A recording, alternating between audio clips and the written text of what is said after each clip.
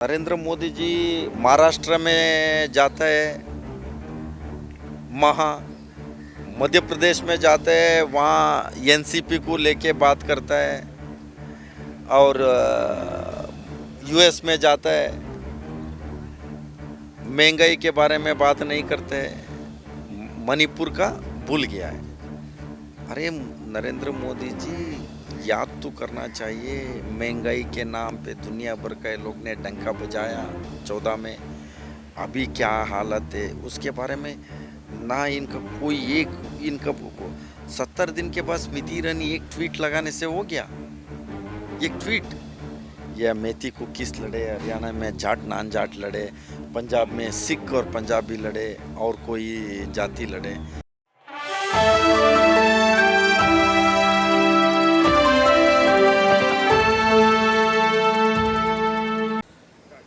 आज हमारे साथ बातचीत करने के लिए मौजूद हैं इंडियन यूथ कांग्रेस के राष्ट्रीय अध्यक्ष श्रीनिवास बीवी जी। इंडियन यूथ कांग्रेस में मुखरता से जो बात रखने की कला है, हर मुद्दे पर, देश के हर मुद्दे पर श्रीनिवास बीवी अपनी बात मुखरता से रखते हैं। कोरोना काल में एक और इनको चाहने वालों ने इनको नाम दिया ऑक्सीजन मैन ऑफ इंडिया, जो कोरोना काल में इनका काम रहा उसके बाद। लेकिन आज जो मुद्दा है मणिपुर, और आगे 2024 लोकसभा चुनाव पर बात करेंगे और जानने की कोशिश करेंगे कि इंडियन यूथ कांग्रेस और कांग्रेस किस रूप में आगे बढ़ रही है। श्रीनिवास बीवी जी, आपका बहुत स्वागत है। आपसे मैं ये जानना चाहूँगा कि आज जंतर मंतर पे मौन सत्याग्रह था कांग्रेस का, आप भी इंडियन यूथ कांग्रेस के साथ पहुँचे, लेकिन इन तमाम चीज़ों के बीच में निकल कर ये आ रहा है कि सत्ता पक्ष का कहना है कि विपक्ष जानबूझकर इस समस्या को तूल दे रही है और सरकार अपने तरीके से आधिकारिक रूप से काम कर रही है जिस व्यवस्था में काम करना चाहिए। देखिए, सरकार किस लेवल पे गिरी पड़ी है मणिपुर का इशू को लेके। लगभग 80 दिन हुआ, 70 दिन के बाद पहली बार नरेंद्र मोदी जी ने एक बार 3-4 स्टेट में जो भी इंसिडेंट हुआ उसको लेके 36 सेकेंड में ख़त्म कर दिया। मणिपुर का इशू, अन्य 2-3 राज्य का इशू को लेके ख़त्म कर दिया। जो मेरे को ये हैरान हो गया उस बात को सुन के, नाक के नीचे। तो ये मणिपुर कहाँ है पहले ये बताना चाहिए नरेंद्र मोदी जी को। मणिपुर पाकिस्तान में है और चाइना में है, कहाँ है? इंडिया में तो है। वहाँ का जनता किस लेवल पे कैसे जी रहा है। 356 कैंप है, लगभग 50,000 के ऊपर लोग वहाँ जी रहे हैं। तो छोटे छोटे बच्चे हैं, माँ है, बूढ़ी माँ, ओल्ड एज लोग है, विधवा है। तो फादर है कैंप में, बेटा है कैंप में, बेटी है कैंप में।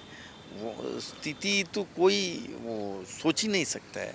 ना कोई आ सकता है ना जा सकता है। वहाँ का स्थिति क्या है, तो इसको मजाक बना के रख दिया ये सरकार ने। लेकिन दुख हो जाता है एक बार वहाँ जाए। राहुल गांधी जी ने गए वहाँ, राहुल जी गए, वहाँ का स्थिति उनके बात सुने, पीड़ित लोग के साथ बैठे, खाना खाए, उनका उनका दर्द बताया, इंसिडेंट कैसे हुआ, क्या हुआ, सरकार क्या कर रहे थे, सारे बात लोग ने बताया। तो इतने दिन के बाद भी वो लोग क्या कहना चाहते हैं? हम दाल चावल खाने के लिए यहाँ नहीं रहना है, हम अपनी जीवन जीना है, जो लोगों के साथ, अपने गांव में, अपने लोगों में, रिश्तेदार के साथ। बच्चे का कहना है मेरा स्कूल जाना है, मेरा स्कूल नहीं है, मेरा दोस्त नहीं है।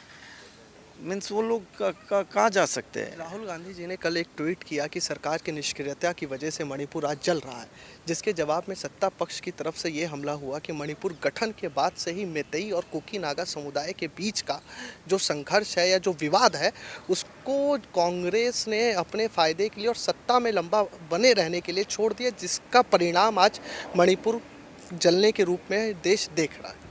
वहाँ सरकार किसकी है? बीजेपी का सरकार है। केंद्र में किसका सरकार है? बीजेपी का सरकार है। तो दोनों जगह इन्हीं का है, मंत्री संतरी सारे इनका है।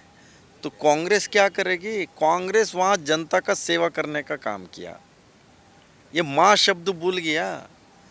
नरेंद्र मोदी जी महाराष्ट्र में जाता है, महा मध्य प्रदेश में जाता है, वहाँ एनसीपी को लेके बात करता है, और यूएस में जाता है,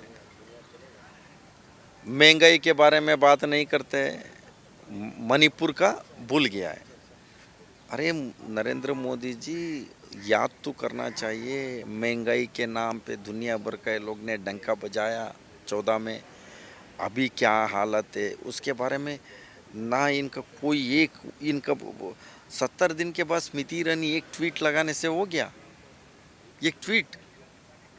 हाँ, लेकिन सत्ता पक्ष का ये भी कहना है कि मालदा में आदिवासी महिलाओं के साथ जो निर्वस्त्र करके जो जघन्य अपराध हुआ, हाथापाई हुई, या बेगूसराय कल की घटना है, पटना में जिस तरीके से महिलाओं को अपमानित किया गया, या राजस्थान में एक मंत्री को सिर्फ इसलिए बर्खास्त कर दिया जाता है मंत्रिमंडल से कि वो सरकार के खिलाफ बोलते हैं।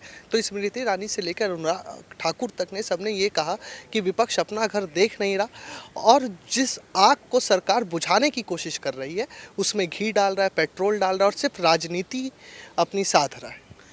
देखिए, ये लोग इस मामला को पहले ही वीक में अंदर ख़त्म करते था, आज कोई उसके बारे में बात ही नहीं करता था।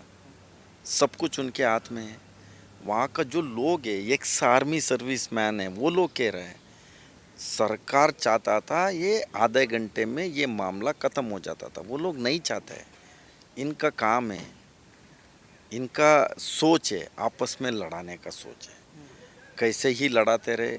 या मेथी को किस लड़े, हरियाणा में जाट नान जाट लड़े, पंजाब में सिख और पंजाबी लड़े, और कोई जाति लड़े, इनका पूरा देश भर इनको आपस में लड़ाने के अलावा इनको कोई सोच ही नहीं है, कोई विजन नहीं है, कोई इतने दिन के बाद में भी अभी भी ये लोग दिल्ली में कांग्रेस के ऊपर, हर चीज़ में कांग्रेस, बीजेपी के नेता में किसी के बेटा हो गया उसको भी कांग्रेस, हर चीज़ में कांग्रेस के ऊपर आप दोष लगाने के अलावा, आरोप लगाने के अलावा, इशारा करने के अलावा इन लोग ने क्या किया बता तो सही।